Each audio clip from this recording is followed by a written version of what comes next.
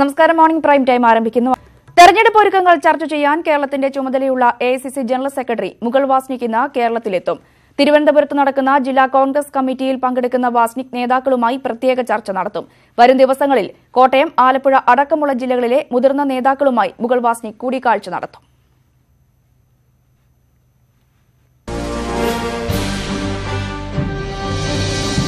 സ്ഥാനാർത്ഥി നിർണയത്തിലേക്ക് ഉൾപ്പെടെ കടന്ന് മറ്റുള്ളവരെക്കാൾ മുന്നിലാണ് പ്രവർത്തനങ്ങളെന്ന തോന്നലുണ്ടാക്കാൻ കോൺഗ്രസിന് കഴിഞ്ഞു. എന്നാൽ സ്ഥാനമോഹികൾ ഏറെയുള്ള കോൺഗ്രസിൽ ആ പ്രക്രിയ അത്ര എളുപ്പമാകില്ല എന്ന ഉറപ്പ്. സ്ഥാനാർത്ഥി നിർണയത്തിന്റെ പ്രാഥമിക ചർച്ചകൾക്കായി മുകുൾ വാസ്നിക് എത്തുമ്പോൾ തർക്കങ്ങളില്ലാതെ കോൺഗ്രസിന് സ്ഥാനാർത്ഥി നിർണയം പൂർത്തിയാക്കുമോ എന്ന ചോദ്യം തന്നെയാണ് ഉയരുന്നത്.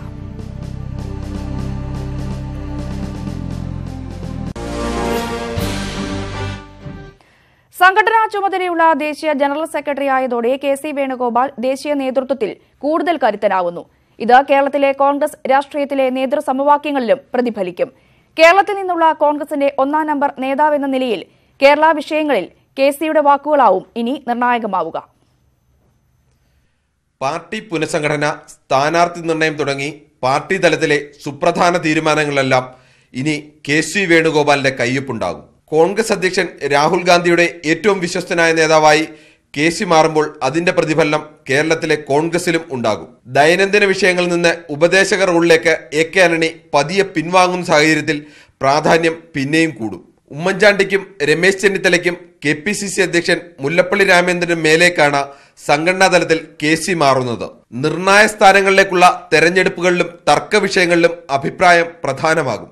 സ്വാഭാവികമായും വലിയൊരു ഭാഗം നേതാക്കളും അണികളും ശക്തിയുള്ള നേതാവിന് ഒപ്പം ചേരും. നിലവിൽ ഐ ഗ്രൂപ്പിൽ നിർണായക സ്വാധീനമുള്ള നേതാവാണ് കെ.സി. വേണുഗോപാൽ. ഡി.സി.സി. അധ്യക്ഷന്മാരുടെ തെരഞ്ഞെടുപ്പിലടക്കം ഇത് തെളിയുകയും ചെയ്തതാണ്. ഐ ഗ്രൂപ്പ് നേതാവെന്ന നിലയിലെ പ്രവർത്തനത്തിൽ നിന്ന് മാറേണ്ടി വരുമെങ്കിലും ഐ ഗ്രൂപ്പിലും അതിനപ്പുറം കേരളത്തിലെ പാർട്ടിയിലാകെയും കരുത്തനായാണ് ഈ മാറ്റം. കേരള രാഷ്ട്രീയത്തിൽ നിന്നും ദേശീയ രാഷ്ട്രീയത്തിലേക്ക് പറിച്ചു നടുകയായിരുന്നു കെ.സി. വേണുഗോപാലിനെ. കോൺഗ്രസിന്റെ ഒന്നാം നമ്പർ ജനറൽ സെക്രട്ടറി ആയിരിക്കുമ്പോഴും കേരള രാഷ്ട്രീയത്തിൽ കണ്ണുള്ള നേതാവാണ് കെ. കരുണാകരന്റെ ഈ പഴയ ശിഷ്യൻ. കേരളത്തിലെ പ്രബല നേതാക്കളെ ആശങ്കപ്പെടുന്ന ഘടകവും ഇതുതന്നെയാണ്. R. Kiran Babu, political bureau, news 18. സംഘടനാ ചുമതലയിലേക്ക് മാത്രമല്ല തെരഞ്ഞെടുപ്പ് രാഷ്ട്രീയത്തിലേക്ക് കൂടിയാണ് പ്രിയങ്ക ഗാന്ധി ചുവടുവയ്ക്കുന്നത്. സോണിയാഗാന്ധിയുടെ മണ്ഡലമായ റായ്ബറേലിയിൽ പ്രിയങ്ക മത്സരിക്കുമെന്നാണ് സൂചന. എസ്-പി, ബി.എസ്.പി സഖ്യത്തിന്റെ തണലിൽ അല്ല കോൺഗ്രസ് എന്ന് പ്രഖ്യാപിക്കാൻ വേണ്ടിവന്നാൽ പ്രധാനമന്ത്രിക്കെതിരെ വാരണാസിയിൽ തന്നെ പ്രിയങ്കയെ മത്സരിപ്പിക്കാനുള്ള സാധ്യതയും തള്ളിക്കളയാനാകില്ല.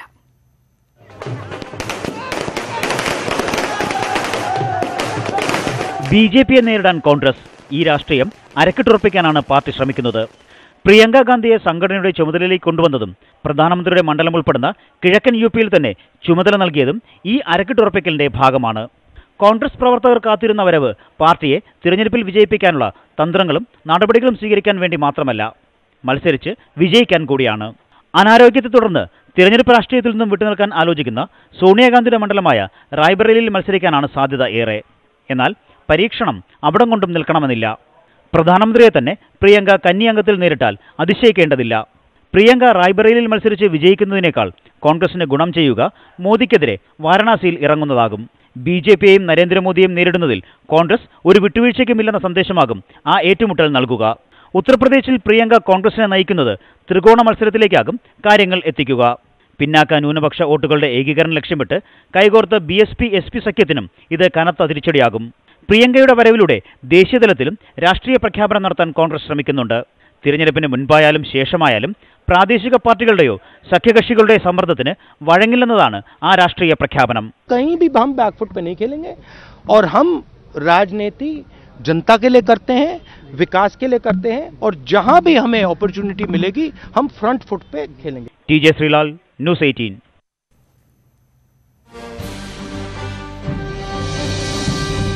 കോൺഗ്രസ് അധ്യക്ഷൻ രാഹുൽ ഗാന്ധി പ്രധാനമന്ത്രി നരേന്ദ്രമോദിയെ അധികാരത്തിൽ നിന്നും താഴെയിറക്കാനുള്ള അതീവ പരിശ്രമത്തിലാണ്. അതിനായാണ് ഒടുവിലെ വജ്രായുധമായി പ്രിയങ്കയെയും കോൺഗ്രസ് രംഗത്തിറക്കുന്നത്. ബി.ജെ.പിയെ തകർക്കാൻ യു.പിയിൽ അവരുടെ സീറ്റുകൾ പരമാവധി കുറയ്ക്കാനാകണം. ആ ലക്ഷ്യവുമായാണ് കിഴക്കൻ യു.പിയുടെ ചുമതലയുള്ള ജനറൽ സെക്രട്ടറിയായി പ്രിയങ്ക ചുമതലയേൽക്കുന്നത്. രാഹുലിനൊപ്പം പ്രിയങ്കയും ചേരുമ്പോൾ ബി.ജെ.പി വലിയ പ്രതിസന്ധിയിലാകുമെന്ന വിലയിരുത്തലുകൾ ഇതിനകം തന്നെ ഉയരുന്നുണ്ട്. പുതിയ കാലത്തെ ഇന്ദിരാഗാന്ധിയായി പ്രിയങ്കയെ വാഴ്ത്തുന്നവരുമുണ്ട്. പ്രിയങ്ക കോൺഗ്രസിനെ അധികാരത്തിൽ എത്തിക്കുമോ? എന്ന ചോദ്യമാണ് ഇനിയുള്ള ദിവസങ്ങളിൽ ദേശീയ രാഷ്ട്രീയത്തിൽ സജീവമായി ഉയരുന്നത്. ഈ വിഷയത്തിൽ പ്രേക്ഷകർക്കും പ്രതികരിക്കാം. രാവിലെ 7:30 മുതൽ 0471661588 നമ്പറിൽ വിളിക്കാം.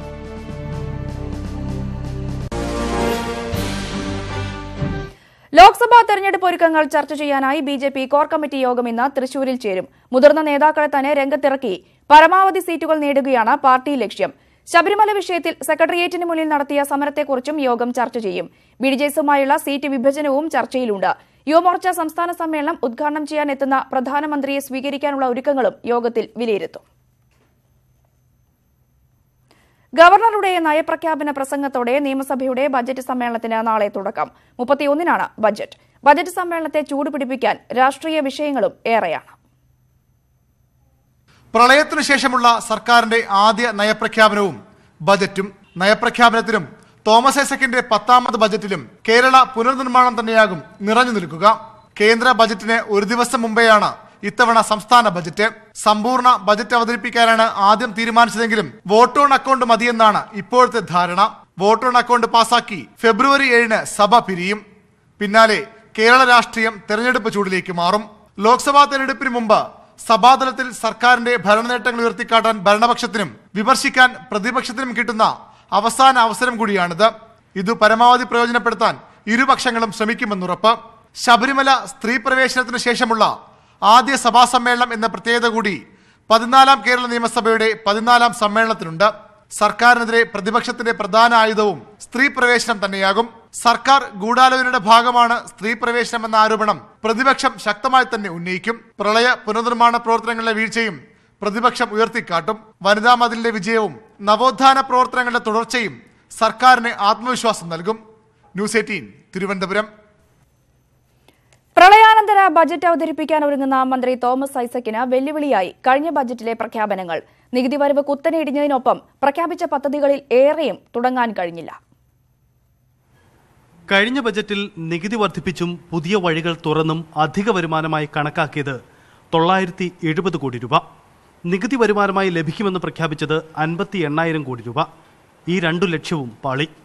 പ്രതീക്ഷിച്ചതിന്റെ പരിസരത്തു പോലും നികുതി വരുമാനം എത്തിയില്ല. ഇതിന് പുറമെ ഭരണ സംവിധാനത്തിന്റെ മുഴുവൻ ശ്രദ്ധയും പ്രളയത്തിലേക്ക് മാറിയതോടെ പദ്ധതി നിർവഹണവും തടസ്സപ്പെട്ടു. ഓഖി തകർത്തെറിഞ്ഞ തീരദേശത്തിനായി എത്ര ചെലവഴിക്കാൻ കഴിഞ്ഞു എന്ന ചോദ്യം ഇപ്പോൾ തന്നെ ഉയർന്നു കഴിഞ്ഞു. അതിന് സഭയിൽ മറുപടി പറയേണ്ടി വരും. പിന്നെ കിഫ്ബി ഇങ്ങനെ തുടരണമോ എന്ന ചോദ്യമാണ്. 2 ബജറ്റുകളിലായി 64,000 കോടി രൂപയുടെ പദ്ധതിയാണ് പ്രഖ്യാപിച്ചത്. പ്രവാസി ചിട്ടിയും കടപ്പത്രവും ഉൾപ്പെടെയുള്ള ധനസമാഹരണ മാർഗങ്ങളൊന്നും ലക്ഷ്യത്തിന്റെ അടുത്തുപോലും എത്തിയതുമില്ല. ഇതിനെല്ലാം പുറമെ പ്രളയ ദുരന്തത്തിന് ശേഷവും സാമ്പത്തിക അച്ചടക്കമില്ലാത്ത തീരുമാനങ്ങൾ സർക്കാരിൽ നിന്ന് ഉണ്ടാവുകയും ചെയ്തു. പ്രളയത്തിന് ശേഷം തകർന്ന സാമ്പത്തിക അവസ്ഥയുമായി ബജറ്റ് പ്രഖ്യാപിക്കേണ്ടി വരുന്ന ഒരു സാഹചര്യമാണ് ധനമന്ത്രി തോമസ് ഐസക്കിന് മുന്നിലുള്ളത്. പക്ഷേ മുൻ ബജറ്റിനോട് ഒട്ടുമേ നീതി പുലർത്താനായില്ല എന്ന വിമർശനത്തെ മന്ത്രി നേരിടുക തന്നെ വേണ്ടിവരും. തിരുവനന്തപുരത്ത് നിന്നും TG സജിത്, ന്യൂസ് 8. സംസ്ഥാന മന്ത്രിസഭാ യോഗം ഇന്ന് ചേരും. വൈദ്യുതി ചാർജ് വർധനവ് അടക്കമുള്ള കാര്യത്തിൽ തീരുമാനമുണ്ടായേക്കും. ഹാരിസൺ കമ്പനിയുടെ കൈവശമുള്ള മുഴുവൻ എസ്റ്റേറ്റിൽ നിന്നും കരമീടാക്കുന്ന തീരുമാനം യോഗത്തിൽ ചർച്ചയാവും. റവന്യൂ വകുപ്പ് additional chief secretary PH Kurian വിരമിക്കുന്ന സാഹചര്യത്തിൽ പുതിയ നിയമനം സംബന്ധിച്ചും മന്ത്രിസഭാ യോഗത്തിൽ തീരുമാനമുണ്ടാകും. നഷ്ടക്കണക്കുകൾ മാത്രമാണ് എന്നും KSEBക്ക് പറയാനുള്ളത്. പ്രളയം കോടികളുടെ അധിക നഷ്ടമാണ് KSEBക്ക് സമ്മാനിച്ചത്. വൈദ്യുതി ചാർജ് വർദ്ധിപ്പിക്കാതെ മറ്റു മാർഗമില്ല എന്ന മന്ത്രിയും പറഞ്ഞു.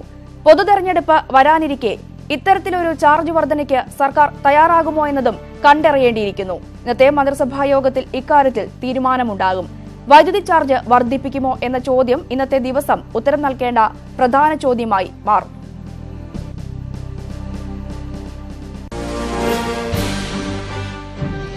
പുനർനിയമനം ആവശ്യപ്പെട്ട് KSRTCയിലെ എംപാനൽ ജീവനക്കാർ നടത്തുന്ന സമരം 4ാം ദിവസത്തിലേക്ക് കടന്നു.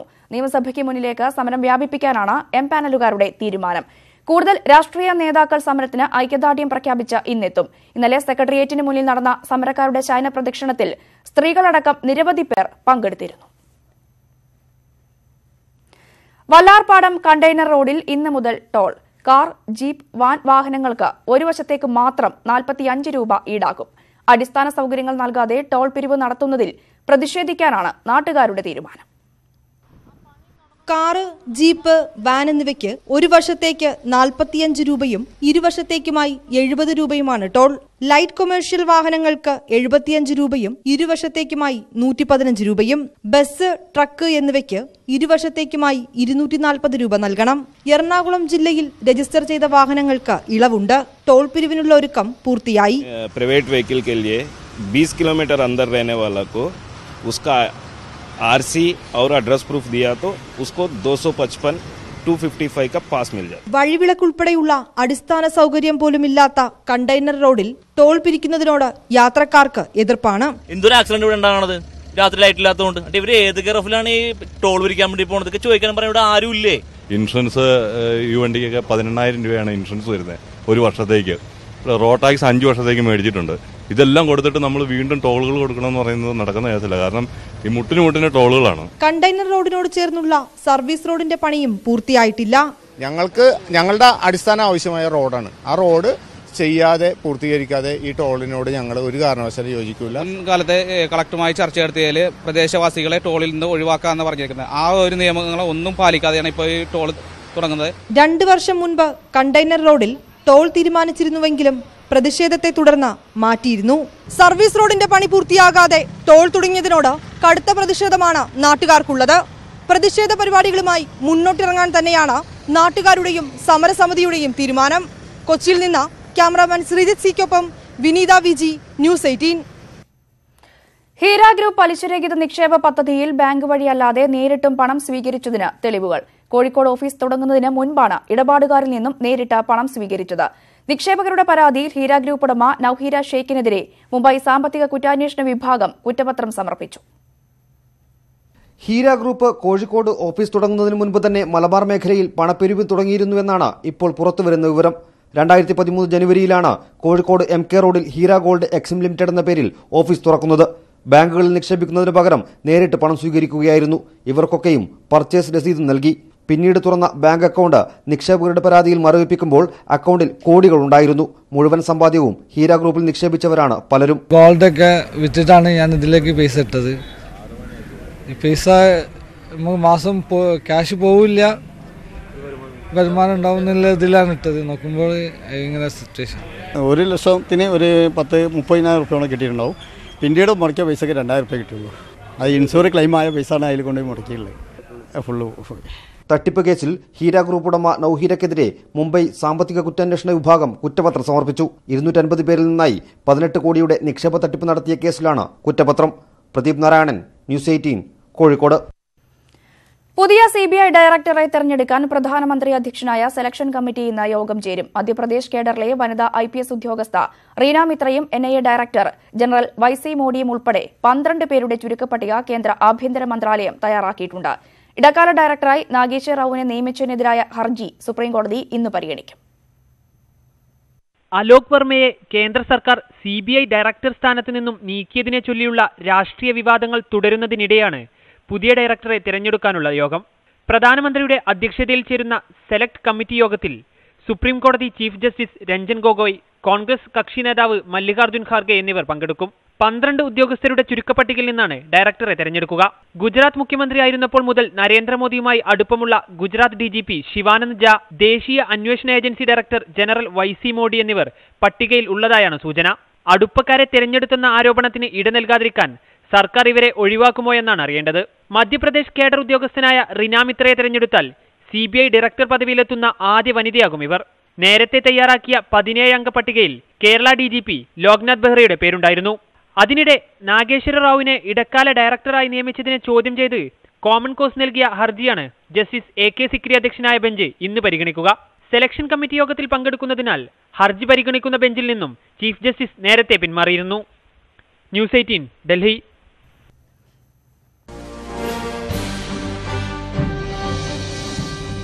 അർദ്ധരാത്രിയിലെ മാറ്റം മുതൽ കോടതി ഇടപെടൽ വരെ നീണ്ടിരുന്നു CBI തലപ്പത്തെ തർക്കം. അലോക് വർമ്മ രാജിവെച്ചു. അസ്താനയെ CBIയിൽ നിന്നും മാറ്റുകയും ചെയ്തു. നാഗേശ്വർ റാവുവിന്റെ താൽക്കാലിക ചുമതല പോലും കോടതി കയറുകയാണ്. ഈ സാഹചര്യത്തിലാണ് സെലക്ഷൻ കമ്മിറ്റി യോഗം ചേരുന്നത്. ആരാകും പുതിയ CBI ഡയറക്ടർ? ഏറെ നാളായി ഉയർന്ന സംശയത്തിന് ഇന്ന് പരിഹാരമാകും.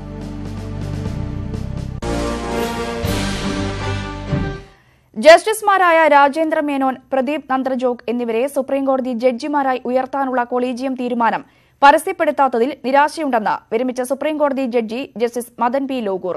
തീരുമാനമെടുത്ത ഡിസംബർ 12-നും തീരുമാനം മാറ്റിയ ജനുവരി 10-നുമിടയിൽ എന്താണ് നടന്നത് എന്ന് തനിക്കറിയില്ല. നിലവിലെ ജഡ്ജി നിയമന സംവിധാനത്തിലും കൊളീജിയത്തിലും ഗുണകരമായ മാറ്റങ്ങൾ വരുത്തണമെന്നും ജസ്റ്റിസ് മദൻ പി ലോകൂർ പറഞ്ഞു. ഡൽഹിയിൽ ഒരു വെബ് പോർട്ടൽ സംഘടിപ്പിച്ച ചടങ്ങിലാണ് മാധ്യമപ്രവർത്തകൻ രാജ്ദീപ് സർദേശായിയുടെ ചോദ്യങ്ങൾക്ക് വിരമിച്ച സുപ്രീം കോടതി ജഡ്ജി മദൻ പി ലോകൂർ മറുപടി നൽകിയത്. ജസ്റ്റിസ് മദൻ ലോകൂർ ഉൾപ്പെട്ട കൊളീജിയമാണ് ജസ്റ്റിസുമാരായ രാജേന്ദ്ര മേനോൻ, പ്രദീപ് നന്ദ്രജോഗ് എന്നിവരെ സുപ്രീം കോടതി ജഡ്ജിമാരായി ഉയർത്താൻ ശുപാർശ ചെയ്തത്. പിന്നീട് ചേർന്ന കൊളീജിയം യോഗം തീരുമാനം മാറ്റുകയായിരുന്നു. ഡിസംബർ 12-ന്റെ തീരുമാനം കോടതി വെബ്സൈറ്റിൽ പ്രസിദ്ധീകരിക്കാത്തതിൽ നിരാശയുണ്ടെന്ന് justice Lokur.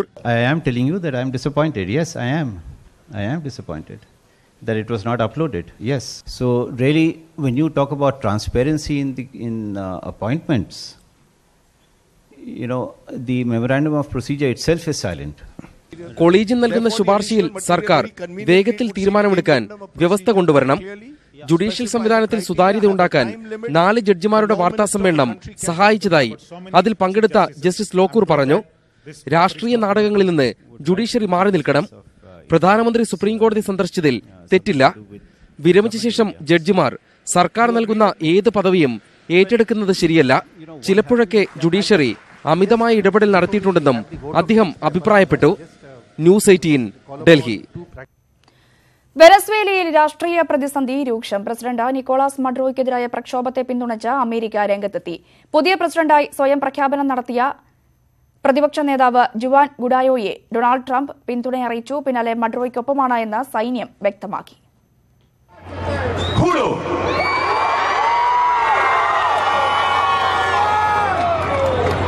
Asumir formalmente las competencias del Ejecutivo Nacional como el presidente encargado de Venezuela. പ്രതിഷേധക്കാരായ 10,000-ങ്ങൾക്ക് നടുവിലാണ് പ്രതിപക്ഷ നേതാവ് ജുവാൻ ഗുഐഡോ പുതിയ പ്രസിഡന്റായി സ്വയം പ്രഖ്യാപനം നടത്തിയത്. 2 ആഴ്ച മുൻപ് 2ാം വട്ടവും നിക്കോളാസ് മഡ്യൂറോ അധികാരത്തിലെത്തിയതിന് പിന്നാലെയാണ് വെനസ്വേലയിൽ പ്രക്ഷോഭം പൊട്ടിപ്പുറപ്പെട്ടത്. കയ്യേറ്റത്തിലൂടെയാണ് മഡ്യൂറോ അധികാരം പിടിച്ചെടുത്തത് എന്നാരോപിച്ച് പ്രക്ഷോഭകാരികൾ തെരുവിലിറങ്ങി. അവർക്ക് നടുവിലാണ് ജുവാൻ ഗുഐഡോ സ്വയം പ്രഖ്യാപിത പ്രസിഡന്റായത്. പിന്നാലെ അമേരിക്കയുടെ പിന്തുണയെത്തി. വെനസ്വേലൻ ജനത സ്വാതന്ത്ര്യവും നിയമവാഴ്ചയും ആഗ്രഹിക്കുകയാണെന്ന് പ്രസിഡന്റ് ഡൊണാൾഡ് ട്രംപ് പ്രതികരിച്ചു. മഡൂറോയുടെ രാജ്യഭരണ രീതിയെ ജനം വെറുക്കുന്നു. അതിനാൽ പ്രതിപക്ഷത്തെ പിന്തുണയ്ക്കുന്നു. അമേരിക്കയുമായുള്ള നയതന്ത്ര ബന്ധം വേണ്ടെന്ന് വെക്കാനാണ് പ്രസിഡന്റ് മഡൂറോയുടെ തീരുമാനം. പ്രതിപക്ഷത്തെ കൂട്ടുപിടിച്ച് ഭരണം അട്ടിമറിക്കാനാണ് അമേരിക്കയുടെ നീക്കമെന്നും മഡ്യൂറോ ആരോപിച്ചു. എന്നാൽ മഡ്യൂറോക്കെതിരെ ബ്രസീലും കൊളംബിയയും രംഗത്തെത്തി. പക്ഷേ മഡ്യൂറോയ്ക്ക് പിന്നിൽ അണിനിരക്കാനാണ് സൈന്യത്തിന്റെ തീരുമാനം. International desk, news 18. മറ്റു വാർത്തകളിലേക്ക് വരുമ്പോൾ, ഇനി തെരഞ്ഞെടുപ്പിൽ മത്സരിക്കാനില്ലെന്ന ഇന്നസെന്റ് എം പി. ആരോഗ്യ പ്രശ്നങ്ങൾ ഉള്ളതിനാലും കസര രോഗത്തിന് കീഴ്പ്പെടാതിരിക്കാനുമാണ് തീരുമാനം. താൻ ആവശ്യപ്പെട്ടാൽ ചാലക്കുടിയിൽ ഇടതുമുന്നണി വീണ്ടും മത്സരിപ്പിക്കണമെന്ന് CPM നേതാക്കൾ ഇങ്ങോട്ട് ആവശ്യപ്പെടുന്നുമുണ്ട്. എന്നാൽ ഇനി മത്സരിക്കേണ്ട എന്നാണ് തീരുമാനമെന്ന് അദ്ദേഹം പത്രത്തിലെഴുതിയ കുറിപ്പിലൂടെ വ്യക്തമാക്കി. കെവിൻ കൊലക്കേസിൽ ഇന്ന് പ്രാഥമിക വാദം തുടങ്ങും. കോട്ടയം സെഷൻസ് കോടതിയിലാണ് വാദം ആരംഭിക്കുന്നത്. കുറ്റം ചുമത്തുന്നതിന് മുൻപുള്ള വാദം ഇന്ന് തുടങ്ങാനാണ് കോടതി നിർദ്ദേശിച്ചിരിക്കുന്നത്. കുറ്റപത്രത്തോടൊപ്പം സമർപ്പിച്ച മുഴുവൻ രേഖകളുടെ പകർപ്പും പ്രതികളുടെ അഭിഭാഷകർക്ക് നൽകാൻ കഴിഞ്ഞയാഴ്ച കോടതി ഉത്തരവിട്ടിരുന്നു. കേസിലെ മുഴുവൻ പ്രതികളെയും ഹാജരാക്കാനും നിർദ്ദേശിച്ചിട്ടുണ്ട്. ഇനി ന്യൂസ് അജണ്ടയിലേക്ക്. കോൺഗ്രസ് അധ്യക്ഷൻ രാഹുൽ ഗാന്ധി പ്രധാനമന്ത്രി നരേന്ദ്രമോദിയെ അധികാരത്തിൽ നിന്നും താഴെയിറക്കാനുള്ള അതീവ പരിശ്രമത്തിലാണ്. അതിനായാണ് ഒടുവിലെ വജ്രായുധമായി പ്രിയങ്കയെയും കോൺഗ്രസ് രംഗത്തിറക്കുന്നത്. പ്രിയങ്ക കോൺഗ്രസിനെ അധികാരത്തിലെത്തിക്കുമോ എന്ന ചോദ്യമാണ് ഇനിയുള്ള ദിവസങ്ങളിൽ ദേശീയ രാഷ്ട്രീയത്തിൽ സജീവമായി ഉയരുന്നത്. ഈ വിഷയത്തിൽ പ്രേക്ഷകർക്കും പ്രതികരിക്കാം. വിളിക്കേണ്ട നമ്പർ 047166158881. ആദ്യമായി ചെന്നൈയിൽ നിന്നും പ്രേമൻ എന്ന പ്രേക്ഷകനാണ് നമ്മോടൊപ്പം ചേർന്നത്. ശ്രീ പ്രേമൻ, എന്തായാലും പ്രിയങ്ക ഗാന്ധിയും കളത്തിലെത്തിയിരിക്കുന്നു. AICC ജനറൽ സെക്രട്ടറിയായി കിഴക്കൻ UPയുടെ ചുമതല. താങ്കൾ എങ്ങനെയാണ് ഈ ഒരു പ്രവേശനത്തെ കാണുന്നത്? വരാൻ പോകുന്ന ലോക്സഭാ തെരഞ്ഞെടുപ്പിൽ പ്രതിപക്ഷ നില ശക്തിപ്പെടുകയാണെങ്കിൽ തീർച്ചയായും കോൺഗ്രസിന്റെ നേതൃത്വത്തിലുള്ള ഒരു ഗവൺമെന്റ് കേന്ദ്രത്തിൽ അധികാരത്തിൽ വരും എന്നുള്ള കാര്യത്തിൽ യാതൊരു സംശയവുമില്ല. അത് പ്രിയങ്ക ഗാന്ധി വന്നതുകൊണ്ട് മാത്രമല്ല, BJP വിരുദ്ധ വികാരം രാജ്യവ്യാപകമായി അലയടിച്ചുകൊണ്ടിരിക്കുന്ന ഈ സാഹചര്യത്തിൽ BJPയെ അധികാരത്തിൽ നിന്ന് മാറ്റി നിർത്തുന്നതിന് വേണ്ടി യോജിച്ച പ്രതിപക്ഷ നിര പടുത്തുയർത്താൻ സാധിച്ചാൽ മാത്രമേ കോൺഗ്രസിന് അധികാരത്തിൽ എത്താൻ വേണ്ടി സാധിക്കുകയുള്ളൂ. അതുകൊണ്ട് തന്നെ സംസ്ഥാനത്തെ ചെറു രാഷ്ട്രീയ പാർട്ടികളുമായി കോൺഗ്രസ് ഒരു മുന്നണി ഉണ്ടാക്കുകയാണെങ്കിൽ തീർച്ചയായും കോൺഗ്രസ് കേരളത്തിൽ ഇന്ത്യയിൽ അധികാരത്തിൽ വരും എന്ന് തന്നെയാണ് എന്റെ അഭിപ്രായം. കേരളത്തെ സംബന്ധിച്ചിടത്തോളം പറയുകയാണെങ്കിൽ കേരളത്തിൽ തകർന്നടിഞ്ഞ കോൺഗ്രസ് തീർച്ചയായും ഈ തെരഞ്ഞെടുപ്പിൽ വൻ തിരിച്ചടി നേരിടാൻ പോകുന്ന ഒരു തെരഞ്ഞെടുപ്പ് കൂടിയായിരിക്കും എന്ന് ഈ സന്ദർഭത്തിൽ ഞാൻ ഓർമ്മപ്പെടുത്തുകയാണ്. അതാണ് എന്റെ അഭിപ്രായം. നന്ദി പ്രമേൻ, താങ്കളുടെ പ്രതികരണത്തിന്. ഇപ്പോൾ കോഴിക്കോട് നിന്നും രാജൻ എന്നൊരു പ്രേക്ഷകനാണ് നമ്മോടൊപ്പം ചെയ്യുന്നുണ്ട്. ശ്രീ രാജൻ, എന്തായാലും വരുന്ന ലോക്സഭാ തെരഞ്ഞെടുപ്പിൽ നരേന്ദ്രമോദിക്കെതിരെ പട നയിക്കാൻ രാഹുൽ ഗാന്ധിക്കൊപ്പം പ്രിയങ്ക ഗാന്ധിയും സജീവ രാഷ്ട്രീയത്തിലേക്ക് ഇറങ്ങുന്നു. താങ്കൾ എങ്ങനെയാണ് ഈ വിഷയത്തെ കാണുന്നത്? പ്രിയങ്ക എന്ന നേതാവിന് കോൺഗ്രസിന് എത്തിക്കാൻ സാധ്യത കുറവാണ്, അധികാരത്തിലെത്തിക്കാൻ സാധ്യത കുറവാണ്. പക്ഷെ BJP വിരുദ്ധ വികാരത്തിന്റെ പേരിൽ അധികാരത്തിലെത്താൻ സാധ്യതയുണ്ട്. കോൺഗ്രസിനും BJPക്കും നയത്തിന്റെ കാര്യത്തിൽ സമാനതയാണ്. ഈ നയത്തിൽ കോൺഗ്രസ് മാറ്റം വരുത്തണം, എന്നാൽ മാത്രമേ അധികാരം ലക്ഷ്യം കൈവരിക്കാൻ സാധിക്കൂ. ഇതാണ് എന്റെ അഭിപ്രായം. ഇതിനോടകം തന്നെ കോൺഗ്രസിൽ കുടുംബവാഴ്ചയാണ് എന്ന തരത്തിലുള്ള വിമർശനങ്ങൾ ഇതിനോടകം തന്നെ ഉയർന്നു കഴിഞ്ഞിട്ടുണ്ട്. അതിനെ താങ്കൾ എങ്ങനെയാണ് കാണുന്നത്? അത് ശരിയാണ്, 100% ശരിയാണ്. കുടുംബവാഴ്ചയാണ്, അത് ശരിയാണത്. കോൺഗ്രസിന്റെ നയവൈകല്യങ്ങൾ കാരണമാണല്ലോ BJP കഴിഞ്ഞ പ്രാവശ്യം അധികാരത്തിൽ വരാൻ കാരണം. ഈ നയത്തിൽ മാറ്റം വരുത്താതെ കോൺഗ്രസിന് അധികാരത്തിൽ വരാൻ സാധ്യത കുറവാണ്. പക്ഷേ BJP ഭരണ വികാരത്തിന്റെ കാരണത്തിൽ പ്രതിപക്ഷ പാർട്ടികൾക്ക് സാധ്യതയുണ്ട്. ശരി, ഇപ്പോൾ ബാലരാമപുരത്ത് നിന്നും ശിവദാസൻ എന്ന ഒരു പ്രേക്ഷകൻ നമ്മളൊപ്പം ചെയ്തിട്ടുണ്ട്. ശ്രീ ശിവദാസൻ, എന്തായാലും വിദേശത്തുള്ള പ്രിയങ്ക തിരിച്ചെത്തിയ ശേഷം ഫെബ്രുവരി ആദ്യവാരം തന്നെ കിഴക്കൻ UPയുടെ AICC ജനറൽ സെക്രട്ടറിയായി ചുമതലയേൽക്കുമെന്ന തരത്തിലുള്ള റിപ്പോർട്ടുകളാണ് വരുന്നത്. താങ്കൾ എങ്ങനെയാണ് ഈ വാർത്തയെ കാണുന്നത്? എനിക്ക് പറയാനുള്ളതെന്ന് പറഞ്ഞാല് ഇന്ന് പറഞ്ഞോളൂ. എനിക്ക് പറയാനുള്ളത് തന്നെ, ഇന്ന് ഇന്ത്യയുടെ എല്ലാ വികസന കാര്യങ്ങൾക്കും മുന്നോട്ട് നിൽക്കുന്ന കോൺഗ്രസ് അധികാരത്തിൽ വന്ന നേട്ടങ്ങളാണ്. BJP ഗവൺമെന്റ് വന്നപ്പോൾ 50 വർഷം പുറകിലിട്ടാണ് പോയത്. പക്ഷെ അന്ന് ശക്തമായ രീതിയിൽ കോൺഗ്രസിന് 3-2 ഭൂരിപക്ഷം ഉണ്ടായിരുന്നു. ആ കാര്യം നടത്താൻ വരും. അതിനുശേഷം കോൺഗ്രസ് പല രാഷ്ട്രീയ കക്ഷികളെ കൂട്ടുപിടിച്ച് അധികാരമോഹം വന്നപ്പോൾ കോടിക്കണക്കിന് അഴിമതി നടത്തിയ കഥകൾ നമ്മൾ നേരിട്ട് കണ്ടതാണ്. അതേപോലെ ഇനി അത് ആവർത്തിക്കരുത്. പ്രിയങ്കയ്ക്കും രാഹുൽ ഗാന്ധിക്കും ശക്തി വരുന്നത് കോൺഗ്രസ് കുടുംബങ്ങളാണ്.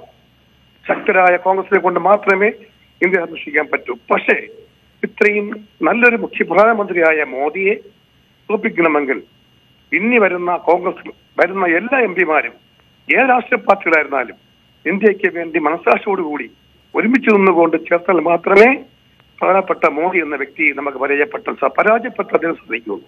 അതുകൊണ്ട് അധികാരങ്ങളും ഈ പണക്കൊതികളും നിർത്തിവെച്ചിട്ട് ഇന്ത്യയെ സ്നേഹിക്കുന്ന, ഇന്ത്യ ജനത്തെ സ്നേഹിക്കുന്ന, കൊച്ചു കുഞ്ഞുങ്ങളെ അമ്മമാരെ സ്നേഹിക്കുന്ന കോൺഗ്രസ് അധികാരത്തിൽ വരാൻ വേണ്ടി ആഗ്രഹിക്കും.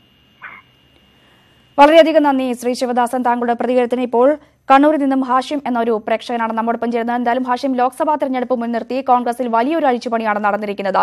കിഴക്കൻ UPയുടെ ചുമതലയുള്ള AICC ജനറൽ സെക്രട്ടറിയായി പ്രിയങ്ക ഗാന്ധിയെ മാറ്റിയിരിക്കുന്നു. ഒപ്പം തന്നെ KC വേണുഗോപാലിനെ സംഘടനാ ചുമതലയുള്ള ജനറൽ സെക്രട്ടറിയാക്കി മാറ്റിയിരിക്കുന്നു. UPയുടെ ചുമതലയിൽ നിന്നും ഗുലാം നബി ആസാദിനെ ഹരിയാനയുടെ ചുമതലയിലേക്ക് മാറ്റിയിരിക്കുന്നു. താങ്കൾ എങ്ങനെയാണ് ഈ അഴിച്ചുപണികളെയൊക്കെ കാണുന്നത്? ഈ അഴിച്ചുപണി കൊണ്ട് തീർച്ചയായും ഇന്ത്യൻ നാഷണൽ കോൺഗ്രസിന് പുത്തൻ ഉണർവ് നൽകുമെന്നത് യാതൊരു സംശയവുമില്ല. സംഘടനാ ചുമതല KC വേണുഗോപാലിന് കിട്ടിയതോടുകൂടി കേരളത്തിൽ കൂടി അതിശക്തമായ കോൺഗ്രസിന്റെ പ്രവർത്തനം വരുമെന്നതിൽ യാതൊരു സംശയവുമില്ല. ഇന്നലെ വൈകുന്നേരമുള്ള പൊതുവേദിയില് പല ആളുകളും കോൺഗ്രസിനെ അധിക്ഷേപിക്കുന്ന വളരെ പുച്ഛമായ രീതിയിൽ അഭിസംബോധന ചെയ്യുന്നതായിട്ട് കണ്ടു ഇന്നലത്തെ വൈകുന്നേരത്തെ പൊതുവേദിയിൽ.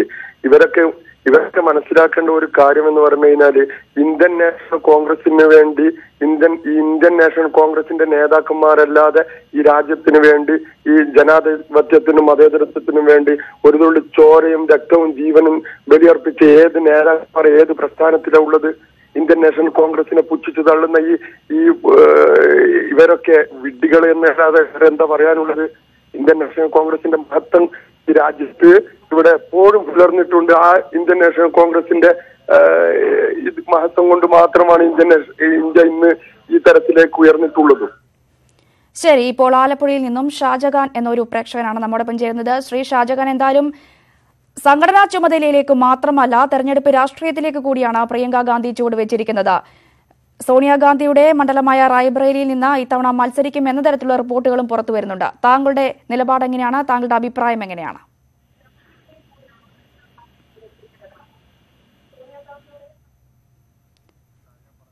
ഷാജഹാൻ, കേൾക്കാമെങ്കിൽ.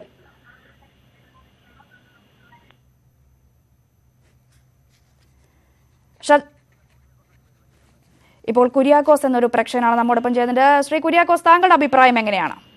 എന്റെ അഭിപ്രായത്തില് പ്രിയങ്ക ഗാന്ധി ഒരു സെക്രട്ടറി ആക്കി നിയമിച്ചപ്പോഴത്തേനും നമ്മുടെ പ്രധാനമന്ത്രിക്ക് വരെ ഹാലിളകി. പ്രധാനമന്ത്രി മിണ്ടില്ലാത്ത പ്രധാനമന്ത്രി ഇപ്പോ അതിനെപ്പറ്റി സംസാരിച്ചു. കാരണം പ്രധാനമന്ത്രിയുടെ പാർട്ടിക്കും ഇപ്പോ പേടിയായി. ഭരണം വിട്ടുപോകുന്നുള്ളവർക്ക് തീർച്ചയായിട്ടും മനസ്സിലായി. ഇത്രയേറെ ഒരു കുടുംബത്തിൽ നിന്ന് ഇത്രയേറെ ആളുകൾ ഈ രാജ്യത്തിന് വേണ്ടി, ഈ ജനങ്ങൾക്ക് വേണ്ടി നഷ്ടപ്പെട്ടിട്ടുള്ള ഒരു കുടുംബം വേറെയില്ല. ഈ നാട് ഭരിക്കാൻ ഏറ്റവും യോഗ്യത അവർക്ക് മാത്രമാണ്. അവരുടെ സ്വന്തം ആവശ്യങ്ങൾക്ക് വേണ്ടി, അവരുടെ സാമ്പത്തിക നേട്ടത്തിന് വേണ്ടിയല്ല, അവർ ഈ നാട്ടിന് വേണ്ടിയാണ് ഈ നെഹ്റു കുടുംബം ഇത്രയേറെ കഷ്ടം അനുഭവിച്ചതും ഇത്രയും ജനങ്ങളെ സേവിച്ചതും.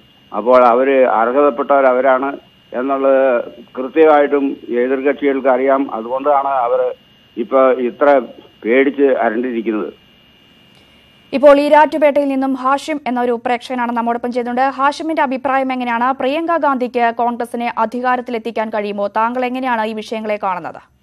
100% പ്രിയങ്കയും രാഹുലും സോണിയാഗാന്ധിയും നേതൃത്വം കൊടുക്കുന്ന ഇന്ത്യൻ നാഷണൽ കോൺഗ്രസ് ഇന്ത്യയെ അധികാരത്തിലേറ്റും നരേന്ദ്രമോദിയെ ചവിട്ടി താഴെയിടുന്ന കാര്യത്തിൽ യാതൊരു തർക്കവുമില്ല. ഇന്ത്യക്ക് വേണ്ടി ജീവൻ പടിഞ്ഞ മഹാന്മാരുടെ കുടുംബത്തിലെ കണ്ണുകളാണ് രാഹുൽ ഗാന്ധിയും പ്രിയങ്ക ഗാന്ധിയും. അതുകൊണ്ട് യാതൊരു സംശയമില്ല. ഇപ്പോൾ ചിറ്റൂരിൽ നിന്നും വെങ്കടേശ്വരൻ എന്ന ഒരു പ്രേക്ഷകൻ കൂടി നമ്മോടൊപ്പം ചെയ്യുന്നുണ്ട്. ശ്രീ വെങ്കടേശ്വരൻ, താങ്കളുടെ അഭിപ്രായം എങ്ങനെയാണ്? എന്തായാലും ദേശീയ രാഷ്ട്രീയത്തിൽ വലിയ രീതിയിലുള്ള ചലനങ്ങൾ ഉണ്ടാക്കും എന്ന് തന്നെയാണ് കോൺഗ്രസ് നേതാക്കളടക്കം അഭിപ്രായപ്പെടുന്നത്. താങ്കൾ എങ്ങനെയാണ് ഈ വിഷയത്തെ കാണുന്നത്? അത് വരണത് നല്ല കാര്യമല്ല. ഇന്ന് കോൺഗ്രസിലൊരു ബലമാണല്ലോ പ്രിയങ്ക ഗാന്ധി വരുന്നതും. ഇങ്ങനെയുള്ള ആൾക്കാരൊക്കെ അവർ പാരമ്പര്യമായിട്ട് കോൺഗ്രസുമായി നിലപാടുള്ള സ്വാതന്ത്ര്യ പോരാട്ടത്തിന്റെ സമയത്തിനുള്ള ആൾക്കാരല്ലേ. അവര് വരുന്നത് നല്ല കാര്യമില്ല. ഒരു കുടുംബം തന്നെ നല്ല ഒരു ഇന്ദിരാഗാന്ധിയൊക്കെ ഭരിച്ച ഒരു രാജ്യമല്ലേ. അപ്പോ പ്രിയങ്ക വരുന്നത് കൊണ്ട് യാതൊരു വ്യത്യാസമല്ല. പ്രിയങ്ക ഇല്ലെങ്കിൽ തന്നെയും രാഹുൽ ഗാന്ധി ഉണ്ട്, സോണിയാഗാന്ധി ഉണ്ട്, മറ്റു നേതാക്കന്മാർ ഒരുപാടുണ്ട്. കോൺഗ്രസിലെ വലിയ വലിയ ഉന്നത നേതാക്കന്മാരുണ്ട്. കോൺഗ്രസ് എന്തായാലും ഇത്തവണത്തെ ചരിത്ര വിജയം കുറിക്കും എന്നുള്ളതിൽ യാതൊരു സംശയം വേണ്ട. ഇപ്പോൾ ഒറ്റപ്പാൽ നിന്നും വിനോദ് എന്നൊരു പ്രേക്ഷകൻ നമ്മുടെ പഞ്ചായത്തിൽ. എന്തായാലും പ്രിയങ്ക ഗാന്ധിയുടെ വരവോടുകൂടി കോൺഗ്രസിൽ കുടുംബവാഴ്ച ശക്തിപ്പെടുമെന്ന ആരോപണം ഉയരുന്നുണ്ടെങ്കിൽ കൂടിയും യുപിയിൽ കോൺഗ്രസിന് കൂടുതൽ കരുത്താകുമോ പ്രിയങ്കയുടെ വരവ്? വിനോദിന്റെ അഭിപ്രായം എങ്ങനെയാണ്?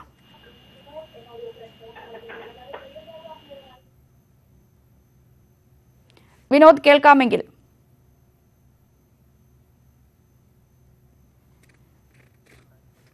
കോൺഗ്രസ് അധ്യക്ഷൻ രാഹുൽ ഗാന്ധി പ്രധാനമന്ത്രി നരേന്ദ്രമോദിയെ അധികാരത്തിൽ നിന്നും താഴെയിറക്കാനുള്ള അതീവ പരിശ്രമത്തിലാണ്. അതിനിടെയാണ് ഒടുവിലെ വജ്രായുധമായി പ്രിയങ്കയും കോൺഗ്രസ് രംഗത്തിറക്കുന്നത്. ഇപ്പോൾ കണ്ണൂരിൽ നിന്നും ഗോവിന്ദൻ എന്നൊരു പ്രേക്ഷകനാണ് നമ്മോടൊപ്പം ചെയ്യുന്നുണ്ട്. ശ്രീ ഗോവിന്ദൻ, താങ്കളുടെ അഭിപ്രായം എങ്ങനെയാണ്? കുടുംബവാഴ്ച എന്നൊരു ആരോപണം ഉയരുന്നുണ്ടെങ്കിൽ കൂടിയും യുപിയിൽ പ്രിയങ്കയ്ക്ക് എത്രത്തോളം കരുത്ത് തെളിയിക്കാൻ കഴിയും? താങ്കളുടെ ഒരു നിലപാട് എങ്ങനെയാണ്? തീർച്ചയായിട്ടും ഇപ്പൊ പുതിയ അഴിച്ചുപണി രാഹുൽ ഗാന്ധി അഴിച്ചുപണി ഉണ്ടല്ലോ, തീർച്ചയായിട്ടും കോൺഗ്രസിന് പുത്തൻ ഉണർവേകുന്ന ഒരു നടപടിയാണ്. കാരണം നെഹ്റു കുടുംബത്തോട് ഇന്ത്യയിലെ ജനങ്ങൾക്ക് വൈകാരികമായിട്ടുള്ള ഒരു ബന്ധമുണ്ട്. അത് ജീവൻ വെടിഞ്ഞും ഇന്ത്യയുടെ യശസ് ഉയർത്താൻ വേണ്ടി പ്രവർത്തിച്ച നേതാക്കന്മാരായിരുന്നു രാഹുൽ ഗാന്ധി, ഇന്ദിരാഗാന്ധിയൊക്കെ. ആ കുടുംബം തീർച്ചയായും ആ കുടുംബത്തോടുള്ള പ്രതിബദ്ധത ഇന്ത്യൻ ജനതയ്ക്കുണ്ട്. അതുകൊണ്ട് തന്നെ ഇപ്പോൾ പ്രിയങ്ക ഗാന്ധി നേതൃസ്ഥാനത്തേക്ക് വന്നതോടുകൂടി കോൺഗ്രസ് ഇന്ത്യ രാജ്യത്തെ മുഴുവൻ ജനങ്ങൾക്കും അവരിൽ ഒരു ആവേശം ജനിപ്പിച്ചിട്ടുണ്ട്. തീർച്ചയായും 2019 വരുന്ന തെരഞ്ഞെടുപ്പിൽ തീർച്ചയായിട്ടും കോൺഗ്രസ് അധികാരത്തിൽ വരും. അതിലൊരു സംശയവും വേണ്ട. മോദിയുടെ ഭരണം തികഞ്ഞ പരാജയമായിരുന്നു എന്ന് മനസ്സിലായി കഴിഞ്ഞു. ശരി, ഇപ്പോൾ തിരുവനന്തപുരത്ത് നിന്നും അഹമ്മദ് കുഞ്ഞ് എന്നൊരു പ്രേക്ഷകൻ നമ്മോടൊപ്പം ചെയ്യുന്നുണ്ട്. ശ്രീ അഹമ്മദ് കുഞ്ഞ്, ഇവിടെ പ്രിയങ്കയ്ക്ക് എത്രത്തോളം വിജയിക്കാൻ കഴിയും?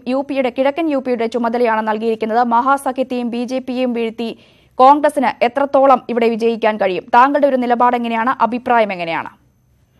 541 പാർലമെന്റ് സീറ്റ് ഉള്ളപ്പോഴത്തേക്ക് ഒരു പ്രിയങ്ക ഗാന്ധി കോൺഗ്രസിന്റേതായിട്ട് അധികാരത്തിൽ വരുമ്പോൾ എന്തിനാ വിപ്ലവം കാണിക്കുന്നത്? അത് തോൽവിയുടെ സൈനല്ലേ? 541 പാർലമെന്റ് സീറ്റുണ്ട് ഇന്ത്യയിൽ. അതിൽ ഏതൊരു പൗരനും വരാവുന്നതേ ഉള്ളൂ. അത് മാത്രമേ ഇവിടെ കോൺഗ്രസ് പാർട്ടിയും ചെയ്യുന്നുള്ളൂ. അവരെത്രത്തോളം ജീവത്യാഗം സഹിച്ചു. ഈ കഴിഞ്ഞ 5 വർഷം കൊടുത്തപ്പോൾ എന്തെങ്കിലും ജനങ്ങൾക്ക് നല്ല ഒരു കാര്യം ചെയ്തിരുന്നുവെങ്കിൽ ഇത്രയും വെപ്രാളം വരണം. കിഴക്കൻ യു പിയുടെ ACC ജനറൽ സെക്രട്ടറിയായി ചുമതലയേൽക്കാൻ പോകുന്ന പ്രിയങ്ക ഗാന്ധി കോൺഗ്രസിനെ അധികാരത്തിലെത്തിക്കുമോ എന്ന ചോദ്യമാണ് ന്യൂസ് അജണ്ട മുന്നോട്ട് വെച്ചത്. വിളിച്ച എല്ലാ പ്രേക്ഷകർക്കും വളരെയധികം നന്ദി. ഇടവേളയ്ക്ക് ശേഷം വളരെ വേഗത്തിൽ മടങ്ങിയെത്താം. കോട്ടയം നാഗമ്പടത്തെ കുട്ടികളുടെ പാർക്ക് പ്രവർത്തന സജ്ജമാകുന്നു. 5 വർഷമായി പണിയിഴഞ്ഞു നീങ്ങിയ പാർക്കിന്റെ പുനർനിർമ്മാണം അവസാന ഘട്ടത്തിലാണ്. 2 കോടി ചെലവിട്ടാണ് പാർക്ക് പുതുക്കി പണിയുന്നത്. കാടുകയറി നശിച്ചു കിടക്കുകയായിരുന്നു നഗരസഭയ്ക്ക് കീഴിലുള്ള ഈ പാർക്ക്. തിരുവഞ്ചൂർ രാധാകൃഷ്ണൻ MLAയുടെ പ്രാദേശിക വികസന ഫണ്ടിൽ നിന്നും പണം ചെലവഴിച്ചാണ് നവീകരണം. 1,52 ലക്ഷം രൂപ MLA നൽകിയതിനു പുറമെ നഗരസഭ 50 ലക്ഷവും ചെലവാക്കി. കളിക്കോപ്പുകൾ സ്ഥാപിച്ചിട്ടുണ്ടെങ്കിലും പുൽത്തകടി കൂടി വെച്ചുപിടിപ്പിച്ച ശേഷം മാത്രമേ പാർക്ക് തുറന്നുകൊടുക്കൂ. തുറന്നുകൊടുക്കുന്നതിന് വേണ്ടിയുള്ള എല്ലാ നടപടികളും മുനിസിപ്പാലിറ്റി എടുത്തിട്ടുണ്ട്. ഈ വർക്ക് മുനിസിപ്പാലിറ്റി അതിൻ്റെ കറക്റ്റായിട്ടുള്ള രൂപത്തിലാണ് കൊണ്ടുപോയിട്ടുള്ളത്. പക്ഷേ സ്വാഭാവികമായിട്ടും നമ്മളുടെ എക്സ്പെക്റ്റേഷനിൽ ഇല്ലാത്ത ചില തടസ്സങ്ങൾ വന്നിട്ട് അങ്ങനെ മുമ്പോട്ട് പോയിട്ടുള്ളതാണ് എന്നാണ് എൻ്റെ വിശ്വാസം.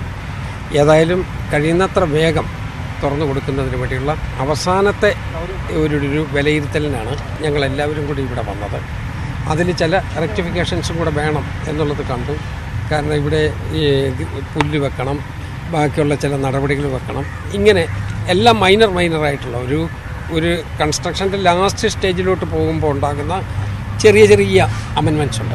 അപ്പോൾ അതിനെക്കുറിച്ച് ഡിസ്കസ് ചെയ്ത് അതിനും കൂടെ ഒരു തീരുമാനമായി. സാങ്കേതികമായി പണം ലഭ്യമാകുന്നതിൽ തടസ്സം നേരിട്ടതിനാലാണ് പണി പൂർത്തിയാക്കാൻ 5 വർഷമെടുത്തതെന്നാണ് നഗരസഭയുടെ വിശദീകരണം. പാർക്കിൽ പുതിയതായി നിർമ്മിച്ച ശൗചാലയം മാറ്റി സ്ഥാപിക്കണമെന്ന് സമീപവാസികൾ ആവശ്യപ്പെട്ടിട്ടുണ്ട്. കുട്ടികൾക്കായി നഗരത്തിൽ ഒരു പൊതു കളിസ്ഥലമില്ലെന്ന പരാതിയാണ് ഇതോടെ അവസാനിക്കുന്നത്. ന്യൂസ് 18 കോട്ടയം. കവിതയുടെ കാർണിവൽ 4ാം പതിപ്പിന് പട്ടാമ്പി ഗവൺമെന്റ് സംസ്കൃതം കോളേജിൽ തുടക്കമായി. സിനിമയും നവോത്ഥാന രാഷ്ട്രീയവുമായിരുന്നു ആദ്യ ദിവസത്തെ ചർച്ചകൾ. 4 ദിവസം നീണ്ടു നിൽക്കുന്ന കാർണിവലിൽ കവി സമ്മേളനങ്ങളും കാവ്യാസ്വാദന ചർച്ചകളും നടക്കും. കവിതയുടെ ചൊൽക്കാഴ്ചകൾക്കും ചർച്ചകൾക്കും പട്ടാമ്പിയിൽ തുടക്കമായി. ഇനി 4 നാൾ കവിതയുടെ സംഗമസ്ഥാനമാകും പട്ടാമ്പി കോളേജ്. വീണ്ടെടുക്കേണ്ട കവിത എന്നാണ് കവിതയുടെ കാർണിവലിന്റെ 4ാം പതിപ്പിന്റെ പ്രമേയം. നവോത്ഥാന രാഷ്ട്രീയവും ചർച്ചയാകുന്നു. MN കാരശ്ശേരിയുടെ പ്രഭാഷണത്തോടെയായിരുന്നു തുടക്കം. കേരളത്തിൽ ഇപ്പോൾ നടന്നുകൊണ്ടിരിക്കുന്ന സംഗതികൾ വിപ്ലവമാണോ, നവോത്ഥാനമാണോ, അതോ പുനരുദ്ധാരണമാണോ? പുനരുദ്ധാരണത്തെ നവോത്ഥാനമായി അവതരിപ്പിക്കുന്ന ഒരു പരിപാടി ഇപ്പൊ കേരളത്തിൽ നടന്നുകൊണ്ടിരിക്കുന്നു. ദേശീയ രാജ്യാന്തര പുരസ്കാരങ്ങൾ നേടിയ സിനിമ ഈമയാവുവിന്റെ തിരക്കഥ എഴുത്തുകാരായ S. ഹരീഷും ഡോക്ടർ P. ഗീതയും ചേർന്ന് പ്രകാശനം ചെയ്തു. ഞാൻ ഒരിക്കലും വിചാരിക്കുന്നില്ല ഒരു സിനിമയും ഒരു സംവിധായകനും 100% പൂർണ്ണതയോടുകൂടി ഉണ്ടാക്കാൻ കഴിയുന്നു. കാരണം എന്ന് വെച്ചിട്ടുണ്ടെങ്കിൽ അത് അങ്ങനെ ചിന്തിക്കുന്ന ആ ഒരു നിമിഷം ആ സംവിധായകൻ അവസാനിച്ചു എന്നാണ് ഞാൻ വിചാരിക്കുന്നത്. കാരണം പിന്നെ അങ്ങോട്ടൊന്നും ചെയ്യാനില്ലല്ലോ. വിവിധ വിഷയങ്ങളിൽ നടക്കുന്ന കവിതാ ചർച്ചകളിൽ കവികളും സാഹിത്യ നിരൂപകരും പങ്കെടുക്കും. വിവിധ അക്കാദമികളുടെ സഹകരണത്തോടെ വിദ്യാർത്ഥികളുടെ ചിത്രപ്രദർശനം, വിദ്യാർത്ഥികൾക്കുള്ള കാവ്യാസ്വാദന കളരി എന്നിവയും സംഘടിപ്പിച്ചിട്ടുണ്ട്. പട്ടാമ്പി ഗവൺമെന്റ് സംസ്കൃത കോളേജ് മലയാള വിഭാഗത്തിന്റെ നേതൃത്വത്തിലാണ് 4 ദിവസം നീണ്ടു നിൽക്കുന്ന കാർണിവൽ നടക്കുന്നത്. ന്യൂസ് 18 പട്ടാമ്പി.